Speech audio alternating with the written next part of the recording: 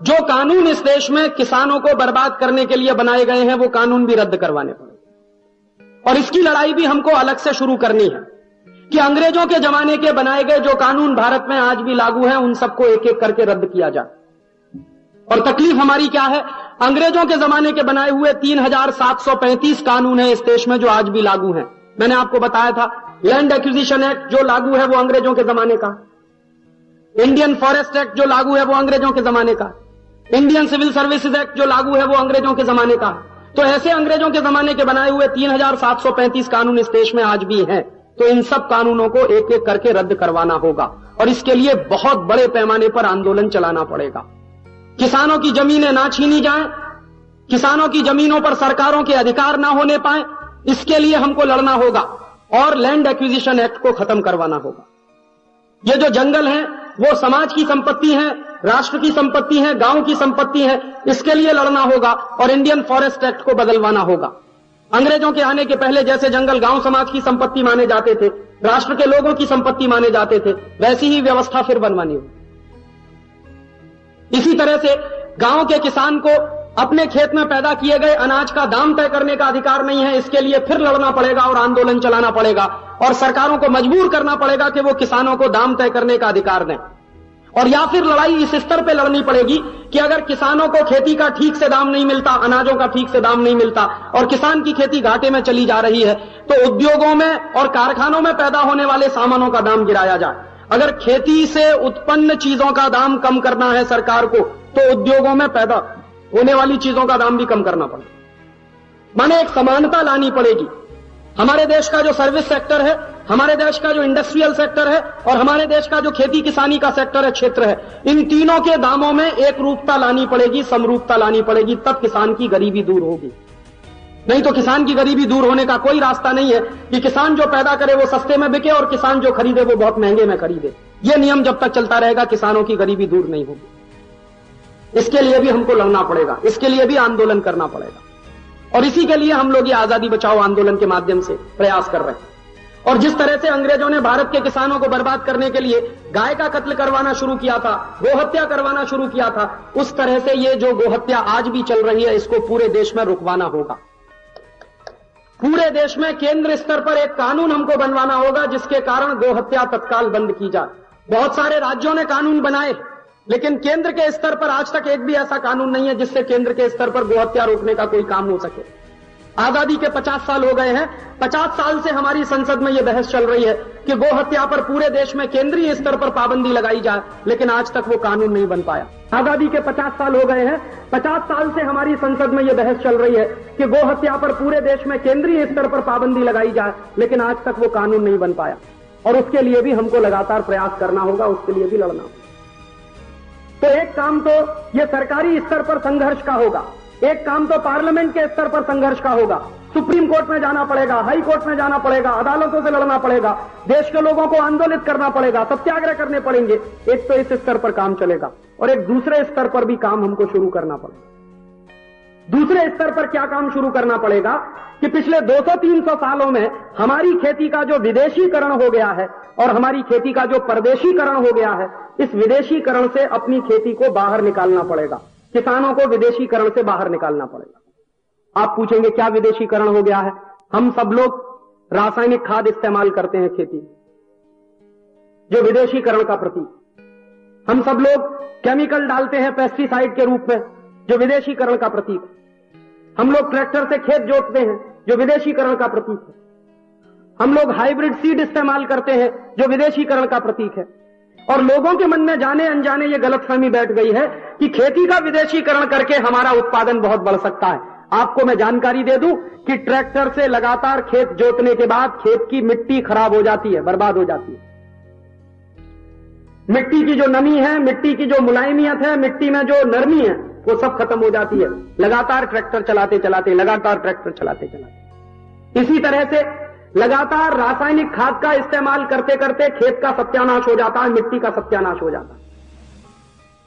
लगातार chemical pesticide का इस्तेमाल करते करते, लगातार केमिकल कीटनाशकों का इस्तेमाल करते करते खेती का सत्यानाश हो जाता है। आप जानते हैं हमारे देश में हजारों एकड़ जमीन बर्बाद हो गई है, जहां पर भयंकर तरीके से रासायनिक खाद इस्तेमाल किया जाता था।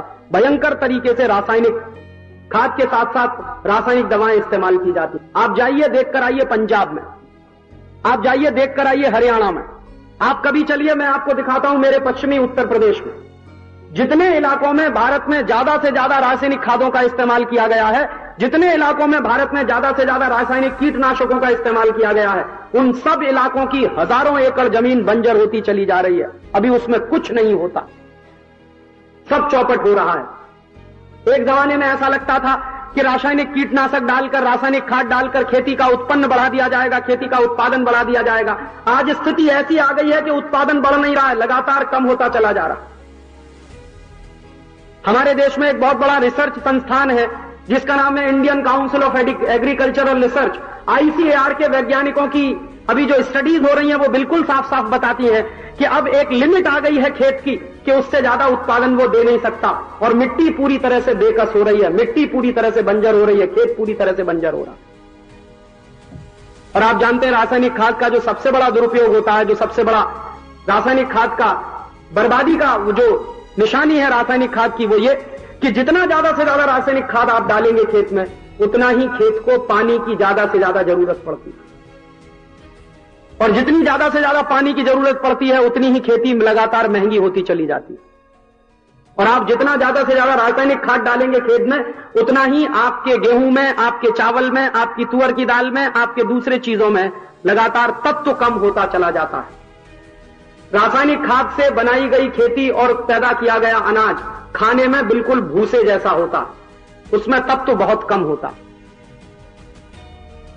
खेत का उत्पन्न जरूर बढ़ता, लेकिन क्वालिटी लगातार गिरती चली जाती। और अनाज की क्वालिटी लगातार अगर गिरती चली जाती है तो जो अनाज हम खा रहे हैं, हमारे शरीर पर भी उसका दुष्प्रभाव पड़ता। और रासायनिक खाद और रासायनिक दवाओं का शरीर पर कितना दुष्प्रभाव पड़ रहा है। हम जो भोजन करते हैं, हम जो सब्जियां खाते हैं, हम जो दालें खाते हैं, हम जो अनाज खाते हैं, उसमें रासायनिक पदार्थों की मात्रा इतनी ज्यादा हो गई है कि माताओं के दूध में अभी जहर आ गया। बच्चे बचपन से जो जहर पी रहे हैं माताओं के दूध के साथ, इतना भयंकर दुष्परिणाम निकला है। और इस रासायनिक खाद के और रासायनिक कीटनाशकों के लगातार उपयोग से तमाम तरह की बीमारियां बढ़ती चली जा रही हैं। एक एक से नई नई बीमारियां इस देश में आती चली जा रही हैं। कैंसर जैसी बीमारी आज इतने बड़े पैमाने पर फैल गई है। आज से 20-25 साल पहले कोई जानता नहीं था कि कैंसर भी कोई बीमारी होती। इतने बड़े पैमाने पर नए नए किस्म की जटिल से जटिल बीमारियां पैदा होती चली जा रही हैं, क्योंकि आदमी के खाने पीने में जो वो इस्तेमाल कर रहा है, जहर की मात्रा बढ़ती चली जा रही है। तो इसलिए रासायनिक खादों का इस्तेमाल कम करना पड़ेगा और रासायनिक कीटनाशकों का इस्तेमाल भी आपको कम करना पड़ेगा, ताकि आपकी जमीन बच सके और आपके जमीन के अंदर जो जीव जंतु हैं, जो कीटाणु हैं, वो बच सकें। आप जानते हैं, जब आप रासायनिक कीटनाशक डालते हैं अपने खेत में और रासायनिक खाद डालते हैं आप अपने खेत में, तो आपके खेत के अंदर जो करोड़ों करोड़ों जीव जंतु होते हैं, छोटे छोटे जो माइक्रो ऑर्गेनिज्म जो कहलाते हैं, जो छोटे छोटे माइक्रो लेवल के, माने जो आंख से नहीं दिखाई देते, मुश्किल से लेंस लगाकर हम उनको देख पाते हैं, ऐसे छोटे छोटे जीवाणु खत्म हो जाते हैं। और खेती के अंदर अगर जीवाणु खत्म हो गए, मिट्टी के अंदर अगर जीवाणु खत्म हो गए, तो खेती की मिट्टी में और कुछ नहीं है। ये जीवाणु ही है जो आपके खेत में उत्पादन करवाते हैं। मिट्टी में अपने में कोई दम नहीं है। मिट्टी के अंदर जो जीवाणु पनपते हैं करोड़ों करोड़ों की संख्या में, उनकी ताकत है कि उस मिट्टी में से कुछ पैदा होता है, और वो जीवाणु लगातार खत्म होते चले जा रहे हैं। और अब जीवाणुओं के लगातार खत्म होते चले जाने से मिट्टी बेकस हो रही है, तो अब सरकारें भी एक नए अभियान को चलाने में लग गई हैं। अब सरकारों को भी समझ में आ रहा है कि बहुत बड़ी गलती हुई है। बड़े बड़े वैज्ञानिकों को भी समझ में आ रहा है कि रासायनिक खाद का प्रचार कर करके, रासायनिक कीटनाशक का प्रचार कर करके इस देश की खेती का बड़ा नुकसान हुआ। तो अब वही वैज्ञानिक क्या कह रहे हैं, केंचुआ पालो और अपने खेत में केंचुआ डालो। भारत सरकार प्रोजेक्ट चला रही है, आप उनसे केंचुआ ले आओ खरीद कर, अपने खेत में डालो। तो तुमने नीतियां ऐसी क्यों चलाई जिससे केंचुआ मरे? पहले केंचुआ मार दिए अपने खेत के, जीवाणु मार दिए अपने खेत के, जीव जंतु मार दिए अपने खेत के, और अब खेत जब पूरी तरह से बेकार हो गया, बेकस हो गया, तो उस खेत को वापस जिंदा कराने के लिए कहते हैं कि अब कीटाणु, वो जीवाणु पनपे और वहां पर केंचुए पनपे। इसके लिए एक नए तरह की पद्धति पूरे देश में चलाई जा रही है। तो पहले किया ही क्यों था ये काम? बर्बादी लाई क्यों थी इस देश में?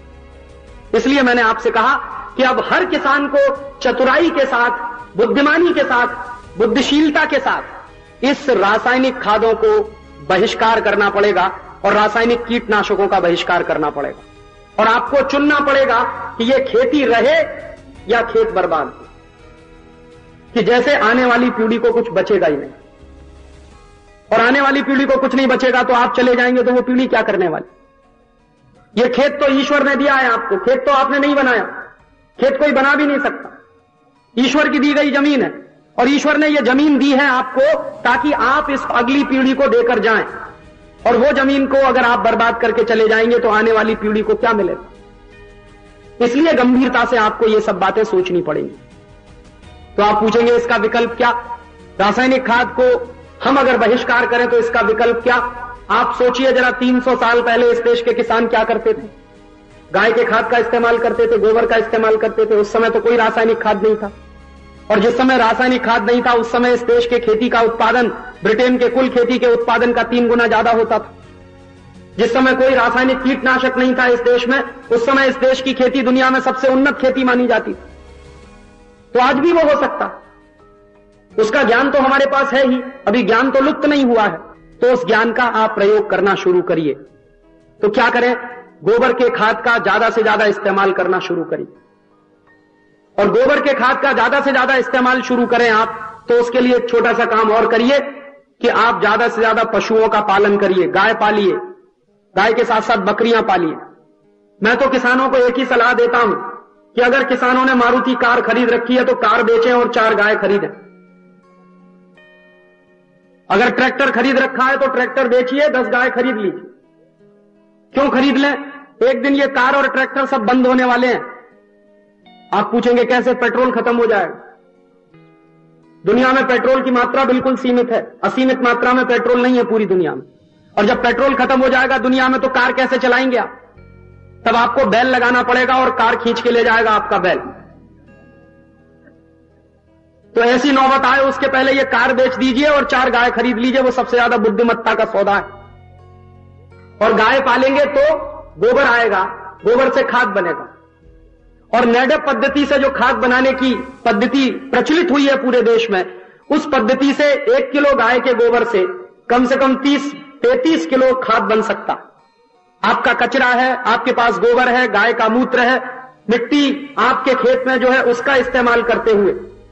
और उसके लिए आप चाहें तो क्या कर सकते हैं, 100 किलो गाय का गोबर अगर आपके पास हो तो 100 किलो गाय के गोबर से आप कम से कम 3300 किलो खाद बना सकते हैं। और उसका तरीका क्या है, उसका तरीका बिल्कुल आसान है। उसका तरीका ऐसे आसान है कि 100 किलो गाय का गोबर, 1500 किलो उसमें चाहिए बायोमास कचरा और करीब 1700 किलो चाहिए उसमें मिट्टी। और इन तीनों को एक खास तरीके के टैंक को बनाकर उसमें रखा जाता है। कैसे टैंक बनाया जाता है, मान लीजिए 2 मीटर लंबा है, आधा मीटर चौड़ा है, करीब 1 मीटर गहरा है। ऐसा एक टैंक बनवाइए, उसमें बीच बीच में छेद खुले रहे, इस तरह से टैंक की चिनवाई करवाइए। और उसमें नीचे बायोमास का जो है वो लेयर बिछाइए। फिर उसके बाद जो गाय का गोबर है गोमूत्र के साथ मिलाकर उसकी एक परत बिछाइए, मिट्टी उसमें भरिए, फिर उसके ऊपर इसी तरह की परत बनाइए, बनाते चले जाइए और पूरा भर जाएगा। 2 महीने तक उसको ढक के रखिए, 2-2.5 महीने के बाद खाद तैयार हो जाएगा। एक बहुत अच्छा तरीका है खाद बनाने का। आपके पास गाय है, गांव में गाय का गोबर है और गाय के गोबर का आप इस्तेमाल कर सकते हैं। एक दूसरा तरीका भी है, गोमूत्र ले लीजिए 10 लीटर और 10 किलो गोबर ले लीजिए करीब, और उसमें 250 ग्राम गुड़ डाल दीजिए। 8 दिन तक इसको रखिए और 8 दिन तक रखने के बाद करीब 200 किलो पानी में यह मिला लीजिए और उस पानी को खेत में जो आपके पौधे हैं उनकी जड़ों में लगा दीजिए। वो खाद का भी काम करेगा, कीटनाशक का भी काम करेगा। और इनमें कोई भी ऐसी चीज नहीं है जो आपके गांव में ना बनती हो और आपके घर में ना बनती हो। गाय आपके पास है तो गोबर आपको मिलेगा, गाय आपके पास है तो गोमूत्र आपको मिलेगा, और हर गांव में ऊस पैदा होता है तो उससे गुड़ बना सकते हैं। 3 चीजें इस्तेमाल होती हैं और तीनों चीजें आपके गांव में है, और पानी तो हर गांव में है। तो बहुत आसानी के साथ इस तरह से आप खाद का भी इस्तेमाल कर सकते हैं इसका, और खाद के साथ साथ ये कीटनाशक के रूप में भी इस्तेमाल कर सकते हैं। दूसरा एक काम और कर सकते हैं कि कीटनाशक अगर रासायनिक नहीं खरीदे तो प्राकृतिक तरीके से कीटनाशक भी बना सकते हैं। गोमूत्र ले लीजिए, और करीब 2 लीटर ले लीजिए, उसमें 1 किलो नीम का पत्ता उबाल दीजिए और आधा घंटे तक लगातार उबालिए और उसके बाद उसको 100 मिलीलीटर की मात्रा में लेकर 15 लीटर पानी में मिला लीजिए और उस 15 लीटर पानी को स्प्रे करिए। जिस तरह से छिड़काव करते हैं, आपके यहां स्प्रे मशीन होती होगी, हर गांव में हर किसान के पास स्प्रे मशीन है, तो उसमें भरकर उसको स्प्रे करिए और आपके किसी भी तरह का कीट जो फसल पर लग गया है खत्म हो जाएगा। एकदम प्राकृतिक तरीके से कीट को खत्म करने का सबसे अच्छा इलाज है और इसको बनाने में आपका खर्चा भी कुछ खास नहीं आने वाला।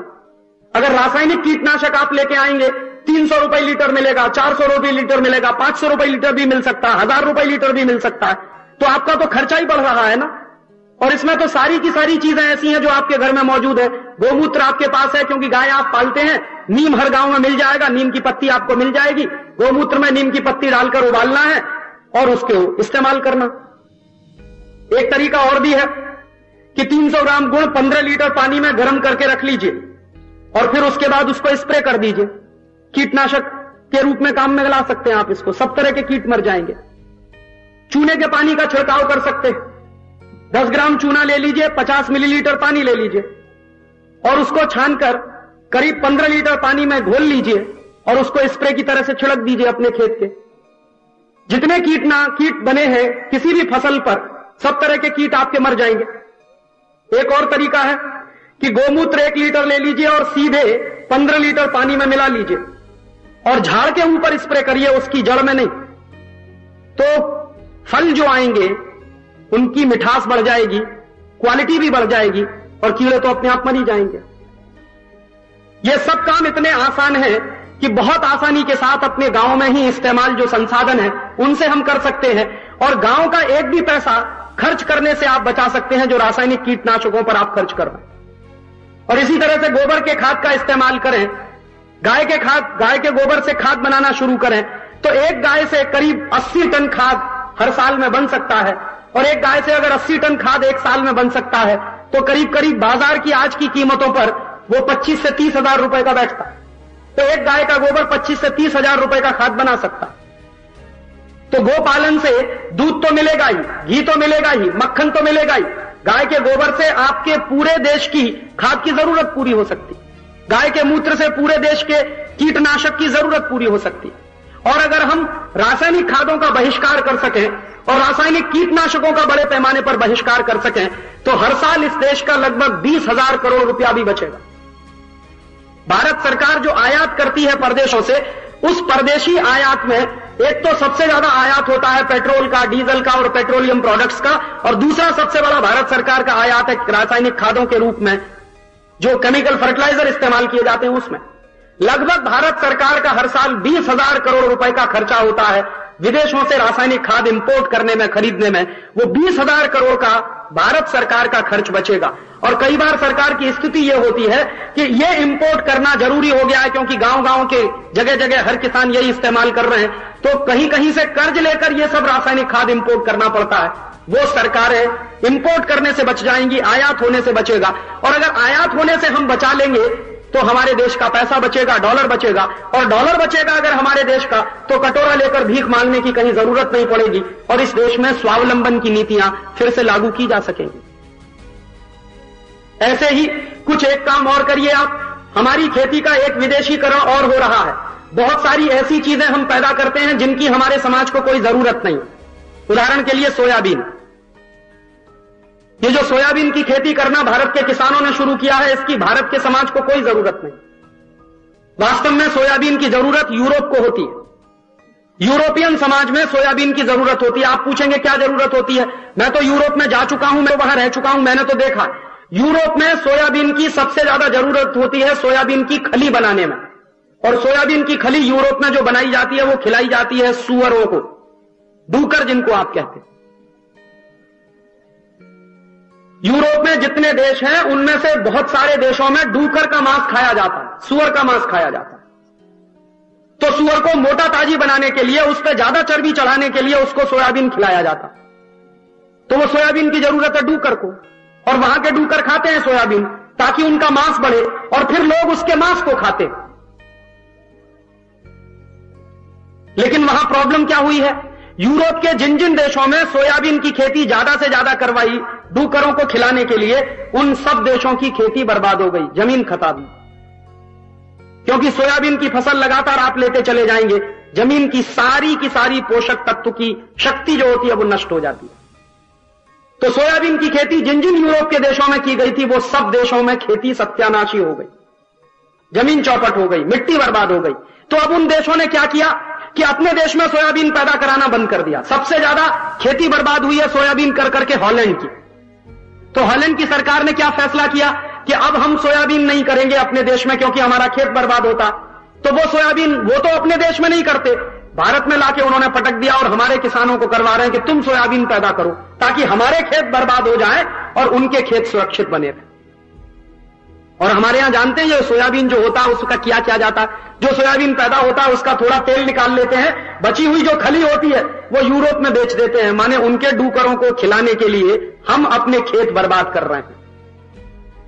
और किसानों को कैसे बेवकूफ बनाया जा रहा है, कह रहे हैं बड़ी भारी कैश क्रॉप है ये कैश क्रॉप के चक्कर में अगर आप और 2-5 साल फंसे रहे तो मैं आपको चेतावनी दे सकता हूं, गारंटी दे सकता हूं कि आपकी मिट्टी में फिर कुछ नहीं होगा 5 साल के बाद। इसलिए मेरा आपसे विनम्र निवेदन है कि सोयाबीन की खेती करना तत्काल बंद कर दें। ये सोयाबीन की खेती का पूरे भारत के गांव-गांव के किसानों द्वारा सोयाबीन की खेती का करना यह विदेशीकरण की निशानी है, भारत के खेती के विदेशीकरण की निशानी। और एक दूसरी बात और बता दूं कि एक बहुत बड़ा भ्रामक प्रचार पूरी दुनिया में चल रहा है कि सोयाबीन में बहुत बड़ी मात्रा में प्रोटीन होता है। सोयाबीन में जो भी प्रोटीन होता है वो कभी भी पचता नहीं है, आदमी के शरीर में बिल्कुल किसी काम में नहीं आता। आप जानते हैं मूंग की दाल में भी बहुत प्रोटीन होता, उड़द की दाल में भी होता, तुअर की दाल में भी होता। तो मूंग की दाल में, उड़द की दाल में, तुअर की दाल में जो प्रोटीन होता है वो खाने के बाद शरीर में डाइजेस्ट हो जाता है और काम में आ जाता है शरीर के।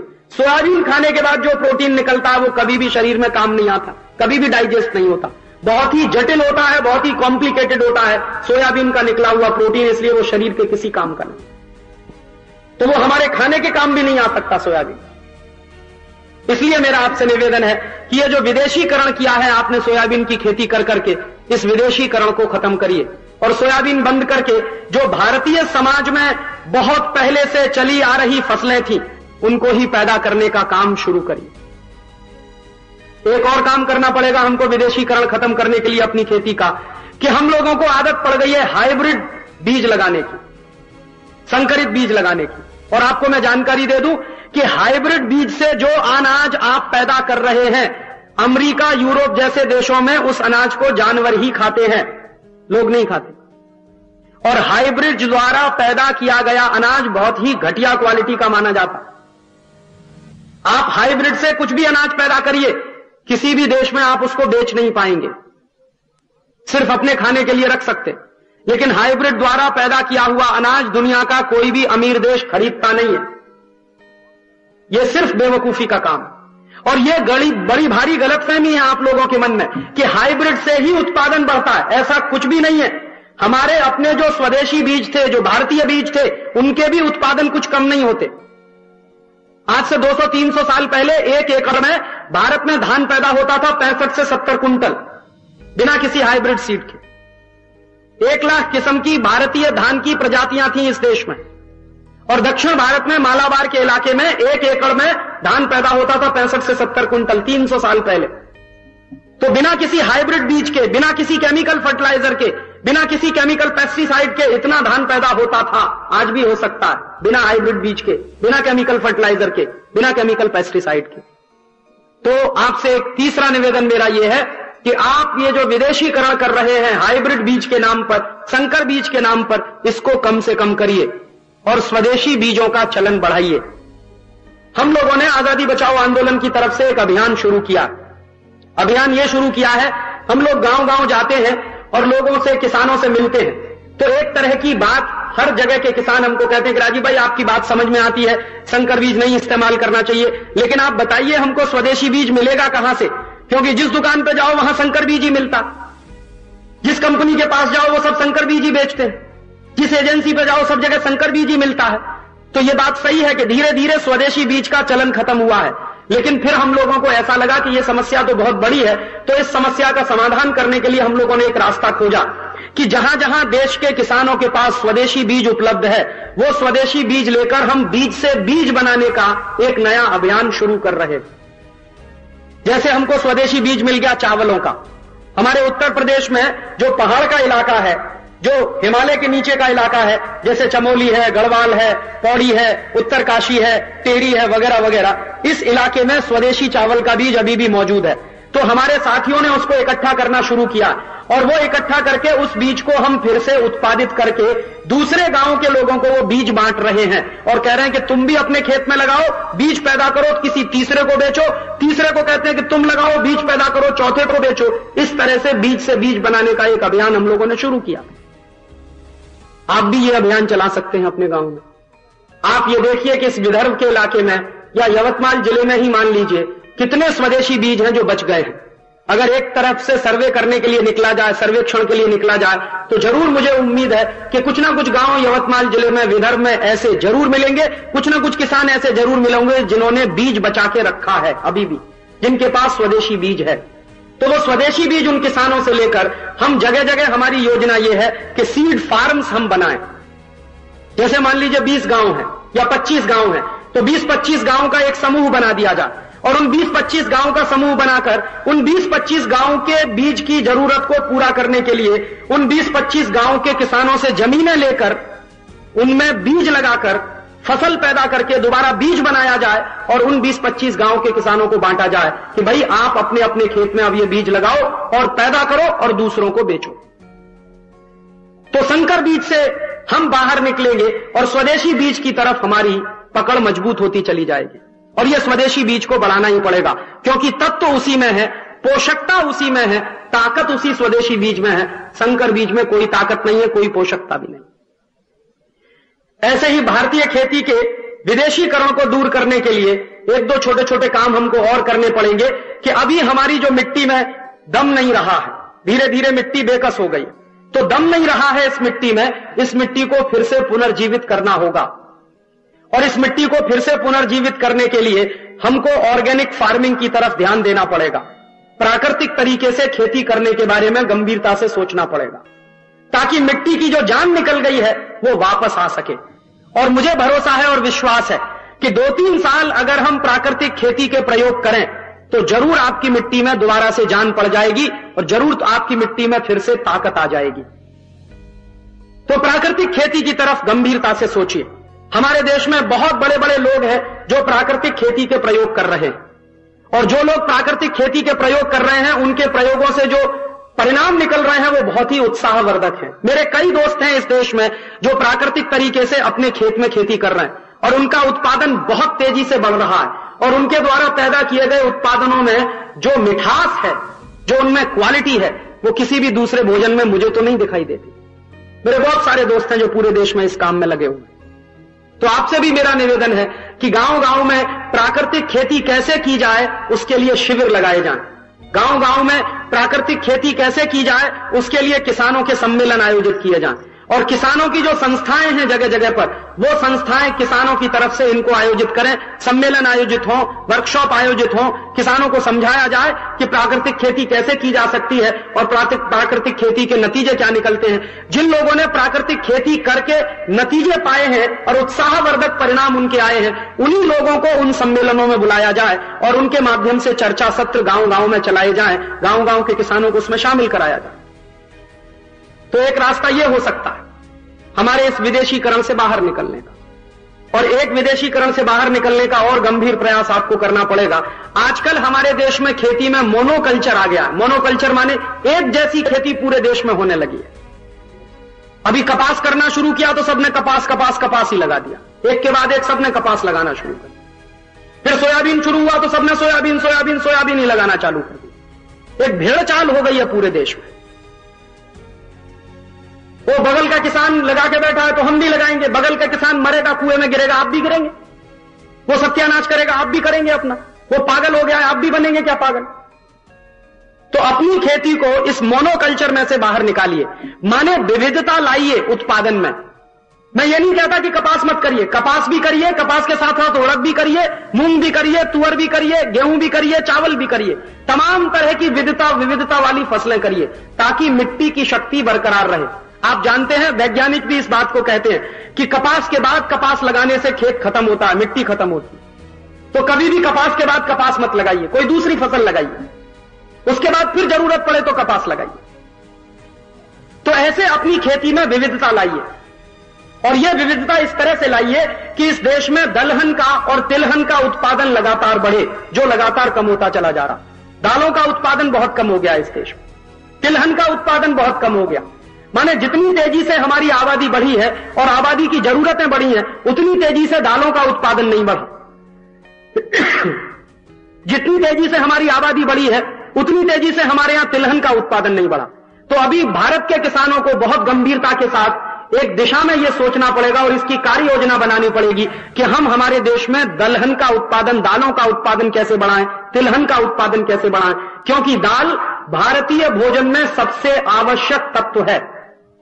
दाल खाने से आपके सभी तरह के पोषक तत्वों की पूर्ति होती है। सब्जी खाने में बहुत बार पोषक तत्व नहीं मिलते, लेकिन दाल खाने से सभी तरह के पोषक तत्वों की पूर्ति हो जाती है शरीर को। तो दलहन का उत्पादन कैसे बढ़े, दालों का उत्पादन कैसे बढ़े, और तिलहन का उत्पादन इसलिए बढ़ाना पड़ेगा क्योंकि आपको खाद्य तेल चाहिए, खाने के लिए तेल चाहिए।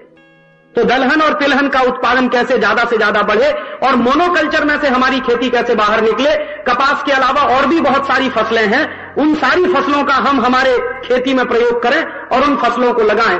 आप जानते हैं, बहुत बार किसान ये कहते हैं कि कपास कैश क्रॉप है, लेकिन कपास के साथ साथ मूंग भी कैश क्रॉप है, उड़द भी कैश क्रॉप है, तुअर की दाल भी कैश क्रॉप है, इसका भी तो पैसा मिलता। ऐसा थोड़ी है कि यह पैसा नहीं मिलता, बल्कि कपास का पैसा तो 3 महीने बाद मिलेगा, 6 महीने बाद मिलेगा, कभी साल भर बाद भी मिलेगा। उड़द की दाल तो जाके आइए, सवेरे बेचिए, शाम को पैसा ले आइए। तो उड़द की दाल भी कैश क्रॉप है, तुअर की दाल भी कैश क्रॉप है, मूंग की दाल भी कैश क्रॉप है। ऐसा नहीं है कि सिर्फ कपास ही कैश क्रॉप है, ऐसा नहीं है कि सिर्फ ऊस ही कैश क्रॉप है। ऊस का पैसा तो 6-6 महीने कभी नहीं मिलता, साल भर कभी नहीं मिलता। शक्कर की मिलें बंद हो जाती हैं, फिर आपके पैसे लटक जाते हैं, और जो सोसाइटीज होती हैं वो बैंक हो जाती हैं, वो पैसा दे नहीं पाती, फिर किसान अपना गन्ना जलाते हैं खेत में पड़े पड़े। तो इस तरह से अपनी खेती को विविधता में लाइए, एक रूपता वाली खेती करना बंद करिए, बदलते चले जाइए। और ये आप सब किसान हैं, समझदार हैं, आपको ज्ञान है, आपको जानकारियां हैं कि कौन सी फसल के बाद कौन सी फसल लेनी चाहिए, जिससे खेती बरकरार, खेती की मिट्टी बरकरार, खेती की उर्वरकता बरकरार, मिट्टी की उत्पादक शक्ति बरकरार बनी रहे। तो यह एक काम करना पड़ेगा। ऐसे ही एक काम और करना पड़ेगा। मुझे ऐसा लगता है कि बाहर के देशों से जो आयात कर रहे हैं अनाज, या बाहर के देशों से जो बीज आयात कर रहे हैं, बाहर के देशों से जो खाने का तेल आयात कर रहे हैं, वो पूरी तरह से बंद करना पड़ेगा। क्योंकि बाहर के देशों से जो बीज आ जाता है, उस बीज के साथ साथ बीमारियां आ जाती हैं। मैंने आपको बताया, कांग्रेसी घास घुस गई इस देश में, अभी मुश्किल हो गई है पूरे देश के लोगों को। बाहर के बीज आते हैं, 50 तरह की दूसरी चीजें घुस जाती हैं उनके साथ। तो इसलिए बाहर के बीजों पर निर्भरता कम करनी पड़ेगी, बाहर के अनाज पर निर्भरता कम करनी पड़ेगी, बाहर के तेलों पर निर्भरता कम करनी पड़ेगी। और कुछ साल के लिए हो सकता है हमारे देश में कमी हो जाए, तो उस कमी को बर्दाश्त करना सीखना पड़ेगा। मैं उस सिद्धांत का मानने वाला हूं जिसमें श्री लाल बहादुर शास्त्री विश्वास करते थे कि अगर हमारे यहां कोई चीज की कमी है तो उस कमी को सहन करना होगा, ना कि कटोरा लेकर भीख मांगनी होगी दूसरों से जाकर। हमारे घर में कोई चीज की कमी होती है तो उस कमी को बर्दाश्त करते हैं। ऐसा नहीं है कि हर बार पड़ोसी के पास जाते हैं कटोरा लेके कि लाओ भाई हमको ये दे दो। ये नहीं करना पड़ेगा, इससे आत्मसम्मान खत्म होता है, हमारा अपने ऊपर आत्मविश्वास भी खत्म हो जाता है। ये काम हमको करने पड़ेंगे। और भारतीय खेती में जो ज्ञान मौजूद रहा है, उस ज्ञान का इस्तेमाल हम सब अपने विवेक के अनुसार करें, जरूरत पड़ने पर उसमें बदलाव करें। और हमको एक काम और करना पड़ेगा, इस विदेशीकरण की व्यवस्था को समाप्त करने के लिए, भारतीय खेती को फिर से उन्नत बनाने के लिए एक और प्रयोग करना बहुत जरूरी है कि पूरे देश में बड़े पैमाने पर पेड़ लगाए जाएं, वृक्ष लगाए जाएं। वनीकरण का काम बहुत जरूरी है। किसानों की सबसे ज्यादा मदद अगर कोई कर सकता है तो वो वृक्ष कर सकता है, पेड़ कर सकता है। उसके लिए हमारे देश में वृक्ष आयुर्वेद नाम का पूरा एक शास्त्र ही है, बहुत ज्ञान है उसमें। तो वृक्ष आयुर्वेद का शास्त्र जो कहता है कि कुछ तरह के पेड़ इस देश के किसानों के लिए बहुत ही मददकारी हैं, बहुत ही जरूरी हैं। हर गांव में कुछ पेड़ तो जरूरी होने चाहिए, जैसे कड़वे नीम का पेड़ हर गांव में होना चाहिए, जैसे आंवले का पेड़ हर गांव में होना ही चाहिए, पीपल का पेड़ हर गांव में होना ही चाहिए, बरगद का पेड़ हर गांव में होना ही चाहिए, इमली का पेड़ हर गांव में होना ही चाहिए। तो हर गांव में जो होने वाले पेड़ हैं उनके बारे में जानकारी करें आप लोग और हर गांव में इस तरह के पेड़ लगाएं। नीम का पेड़ लगे, नीम का अभियान पूरे देश में चले, आंवले के पेड़ लगे, पूरे देश में उसका अभियान चले, इमली के पेड़ लगे, उसका पूरे देश में अभियान चले, बरगद के पेड़ लगे, बड़ के पेड़ लगे, पीपल के पेड़ लगे, उसका अभियान पूरे देश में चले। तो जो पेड़ किसानों के बहुत अच्छे मित्र हैं उनकी संख्या में लगातार बढ़ोतरी हमको करनी हुई होगी। और यह काम आप अपने से शुरू करिए, अपने घर से शुरू करिए। कैसे कर सकते हैं? मैं बहुत बार लोगों को अपील करता हूं अपने व्याख्यान में कि हम एक काम कर सकते हैं, अपने घर के बच्चों के जन्मदिन पर एक नीम का पेड़ लगा सकते हैं, अपने घर के किसी बच्चे के जन्मदिन पर एक आंवले का पेड़ लगा सकते हैं, अपने घर के बच्चे के जन्मदिन पर एक पीपल का पेड़ लगा सकते हैं। और हर व्यक्ति अपने बच्चे के जन्मदिन पर और अपने जन्मदिन पर एक नीम का पेड़, एक पीपल का पेड़ या एक आंवले का पेड़ या एक बरगद का पेड़, बड़ का पेड़ लगाना शुरू कर दे तो इस देश में 98 करोड़ पेड़ हर साल लग सकते, क्योंकि हमारी आबादी 98 करोड़ की। और 98 करोड़ पेड़ अगर हर साल लग सकते हैं तो 5-10 साल में इस देश में जंगल खड़ा हो जाएगा। जो जंगल सत्यानाश किया है अंग्रेजों ने, जिस जंगल का सत्यानाश किया गया इंडियन फॉरेस्ट एक्ट के आधार पर, और जिन जंगलों का सत्यानाश किया जा रहा है आजादी के 50 साल के बाद, वो जंगल हमको फिर से खड़े करने होंगे। क्योंकि जंगल किसानों को बहुत कुछ देते हैं। वनों से उपज तो मिलती ही है, लकड़ी भी मिलती है जो खेती किसानी के बहुत काम आती है। तो हमको जंगलों के लगाने पर बहुत बड़े पैमाने पर अभियान चलाना होगा। और मुझे लगता है कि पूरे देश के विद्यार्थियों को इस काम में लगाना चाहिए। पूरे देश के स्कूल कॉलेज के विद्यार्थियों को एक शिक्षा बचपन से देनी चाहिए कि हर जन्मदिन पर एक पेड़ लगाओ। तो ये एक संस्कार बन जाएगा इस देश में। और एक व्यक्ति अगर 50 साल भी जिंदा रहे तो एक व्यक्ति 50 पेड़ लगाकर जाएगा। 98 करोड़ लोग अपनी आयु जब पूरी करेंगे, एक पीढ़ी जब जवान होकर मरेगी तो हर पीढ़ी कम से कम 50 पेड़ लगाकर जाएगी। तो 98 करोड़ गुणा 50, एक एक पीढ़ी में करोड़ों करोड़ों पेड़ लगते चले जाएंगे और जंगल बनते चले जाएंगे। जिस तरह से जंगलों का सत्यानाश हुआ है, उन जंगलों को फिर से खड़ा करना पड़ेगा और उनको सघन बनाना पड़ेगा। तो इसका फायदा क्या होगा? जंगल बढ़ते चले जाएंगे, पेड़ों की संख्या बढ़ती चली जाएगी, तो मिट्टी का कटाव रुक जाएगा। और मिट्टी का कटाव रुकेगा तो बारिश के समय में ये जो मिट्टी बहकर आती है और नदियों में चली जाती है और नदियों का गहराई कम कर देती है, और नदियों की गहराई कम करने से बाढ़ आ जाती है, पानी फैल जाता है पूरे इलाके में, तो ये फिर नहीं होगा। मिट्टी का कटाव रुकेगा, और मिट्टी का कटाव रुकेगा तो नदियों में मिट्टी आना कम हो जाएगी, और नदियों में मिट्टी आना कम हो जाएगी, सिल्टेशन की प्रॉब्लम सॉल्व हो जाएगी, तो बाढ़ की समस्या पर भी काबू पाया जा सकता है। एक अभियान मुझे और लगता है चलाना पड़ेगा इस पूरे देश में, और वो अभियान क्या होगा? वो अभियान ऐसा होगा कि हमारे देश में पिछले कई सैकड़ों वर्षों से नदियां ऐसे ही बहती चली जा रही हैं जैसे पहले बहती थी, और बहुत मैंने बताया कि कटाव होने के कारण मिट्टी बहुत जमा हो गई।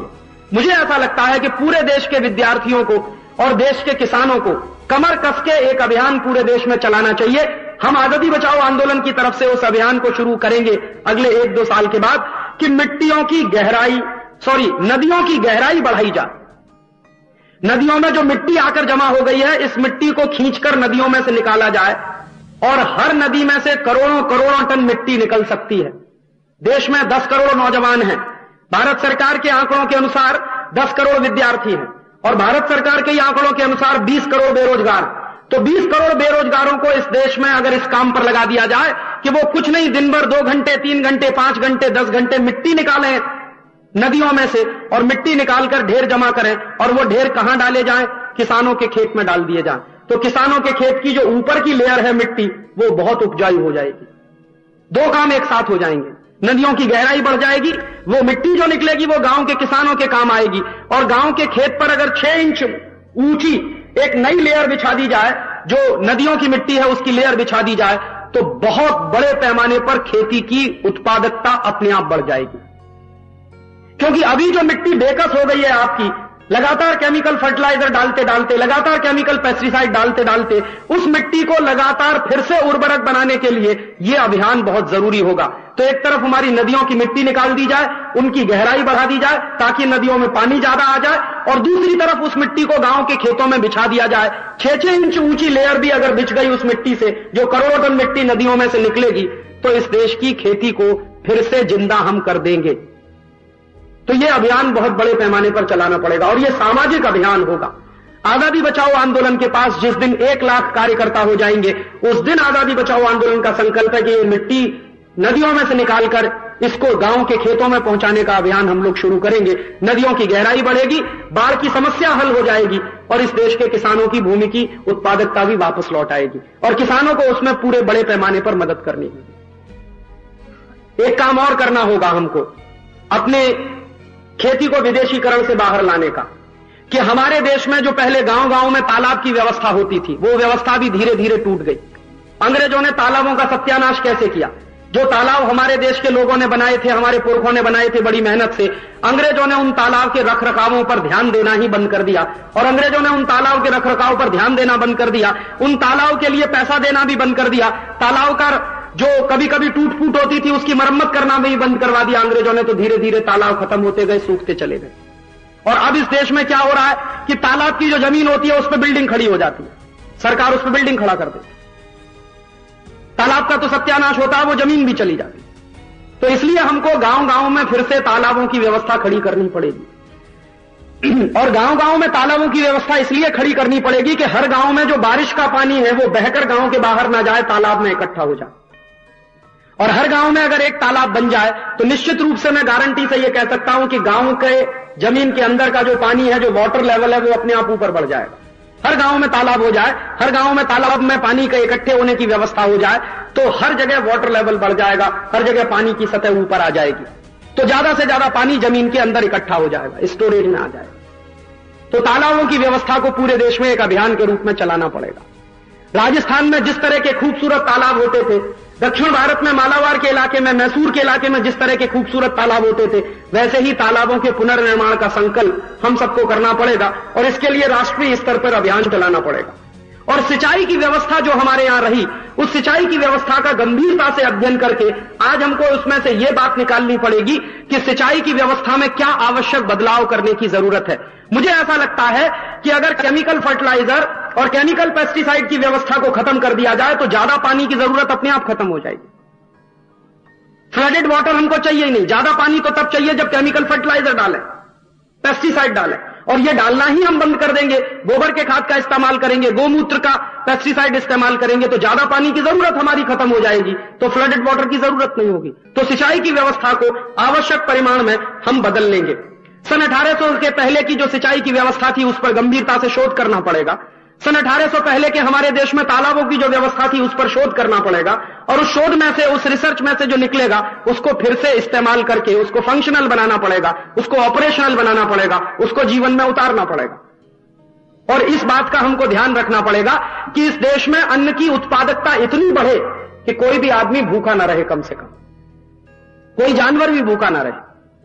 हम इस बात के पूरे समर्थन में है कि उत्पादकता बढ़नी चाहिए, अन्न उत्पन्न बढ़ना चाहिए, लेकिन तरीका क्या होगा उसका, वो महत्वपूर्ण है समझना। केमिकल फर्टिलाइजर और पेस्टिसाइड वाला तरीका बिल्कुल अच्छा नहीं है। ऑर्गेनिक तरीके से, प्राकृतिक तरीके से अन्न का उत्पादन कैसे बढ़े, उस तरीके पर विचार करना होगा। और यह उत्पादन इतना बढ़ना चाहिए कि कोई भूखा न रहे और कोई जानवर भी भूखा न रहे। और अगर कोई जानवर भूख से मरता है और आदमी भूख से मरता है तो यह तो हमारे लिए शर्म की ही बात होगी, क्योंकि भारतीय सभ्यता में, भारतीय संस्कृति में अगर ऐसी स्थिति आ गई है कि जानवर भूखा मरता है, आदमी भूखा मरता है, तो यह शर्म की ही बात होगी। तो इस तरह की व्यवस्थाएं हमको इस देश में फिर से करनी पड़ेंगी। और अगर हम इस तरह की व्यवस्थाओं को करना शुरू कर देते हैं और इन व्यवस्थाओं को शुरू करने के लिए एक बड़ा अभियान चलाना शुरू कर देते हैं पूरे देश में, तो मुझे पूरा विश्वास है कि एक ना एक दिन भारतीय खेती इस विदेशीकरण के चंगुल में से जरूर बाहर निकल आएगी। एक ना एक दिन भारतीय किसान फिर से अपनी उत्पादकता को हासिल कर सकेगा। एक ना एक दिन किसान फिर उसी समृद्धि को वापस पा सकेगा जो 200 साल पहले, 300 साल पहले इस देश में होती थी। यह ठीक है कि हम गुलाम हुए, अंग्रेजों ने हमारे ऊपर शासन किया, अंग्रेजों ने अत्याचार किया। यह सत्य है कि उन्होंने हमारी व्यवस्थाओं को पूरी तरह से तोड़ दिया, उन्होंने हमारी पूरी व्यवस्थाओं का सत्यानाश कर दिया। लेकिन जो व्यवस्थाएं टूट गई अंग्रेजों के आने से, जो व्यवस्थाएं टूट गई अंग्रेजों के शासन पद्धति के आने से भारत में, उन व्यवस्थाओं को फिर से खड़ा करना ही होगा। और कृषि व्यवस्था उनमें से एक ऐसी व्यवस्था है जिसको अंग्रेजों ने तोड़ा है, जिसको अंग्रेजों के कारण इस देश में तोड़ने का जो अंग्रेजों ने इस देश में कर्म किया है, उस व्यवस्था को फिर से खड़ा करना ही होगा। क्योंकि भारतीय समाज के मूल में, भारतीय पूरी व्यवस्था के संस्कृति के मूल में कृषि कर्म है, और भारतीय समाज और भारतीय संस्कृति के मूल में जो कृषि कर्म है उसको उन्नत बनाना ही होगा। और ऐसी स्थिति में ले जाना होगा कि दूसरे देश गर्व करें, दूसरे देश रश्क करें इस बात पर, हम गर्व करें और दूसरे देश हमारे ऊपर इस बात का रश्क करें, उनको इस बात की जलन हो कि भारतीय किसानों ने स्वावलंबी तरीके से, भारतीय किसानों ने स्वावलंबी खेती को बनाते हुए किस तरह से अपने जीवन की उच्च ऊंचाइयों तक अपने आप को पहुंचाया है और खेती को इतने उन्नत तरीके से आगे बढ़ाया है। इस तरह के प्रयोग पूरे देश में करने होंगे। एक तरफ शोध का काम चलेगा, दूसरी तरफ इंप्लीमेंटेशन का काम चलेगा। एक तरफ शोध का काम चलेगा, दूसरी तरफ वो शोध को आचरण में लाने का काम चलेगा। ये दोनों काम एक साथ पूरे देश में चलेंगे और पूरी तरह से ये काम समाज आधारित होंगे। सरकारों को सिर्फ इतना करना होगा कि वो इस तरह के कामों में कोई अड़ंगा न डाले, कोई हस्तक्षेप न करे। भारतीय किसान में यह क्षमता है, भारतीय किसान में यह ताकत है कि वो अपने आप को फिर से खड़ा कर लेगा। भारतीय खेती में भी यह क्षमता है कि वो अपने आप को फिर से खड़ा कर लेगी। लेकिन बस जरूरत इस बात की है कि सरकारें उसमें हस्तक्षेप न करें कानून बनाकर, और परदेशी कंपनियों को उसमें हस्तक्षेप न करने दिया जाए गैट करार जैसे सिद्धांतों के आधार पर। तो इस तरह की कल्पना हम लोग करते हैं और आजादी बचाओ आंदोलन के माध्यम से हम इसी तरह का प्रयास पूरे देश में करना चाहते हैं। गांव-गांव के किसानों के बीच जाना चाहते हैं, उनको संगठित करना चाहते हैं, उनको खड़ा करना चाहते हैं, उनको उठाना चाहते हैं, उनको उत्पादकता के उस स्तर पर फिर से ले जाना चाहते हैं जो 300 साल पहले हमारे देश में कभी होता था। खेती को उतना उन्नत फिर बनाना चाहते हैं अपने दम पर, अपने पैरों पर, अपने स्वावलंबी तरीके से, जो कभी इस देश में हुआ करती थी। ये हमारा सपना है और इसी सपने के लिए हम लोग ये आजादी बचाओ आंदोलन चला रहे हैं। अगर आपको भी लगता हो कि ये जो हमारा सपना है वो आपका सपना बन जाए, अगर हमारा सपना आपका सपना बन जाए, तो हम सब एक दूसरे के दोस्त हो सकते हैं और एक बड़ी शक्ति के साथ इस देश में इस अभियान को चला सकते हैं। इतना ही मैं आपसे कहने के लिए आया था। आपने शांति से सुना। बहुत आभार, बहुत शुक्रिया, बहुत धन्यवाद।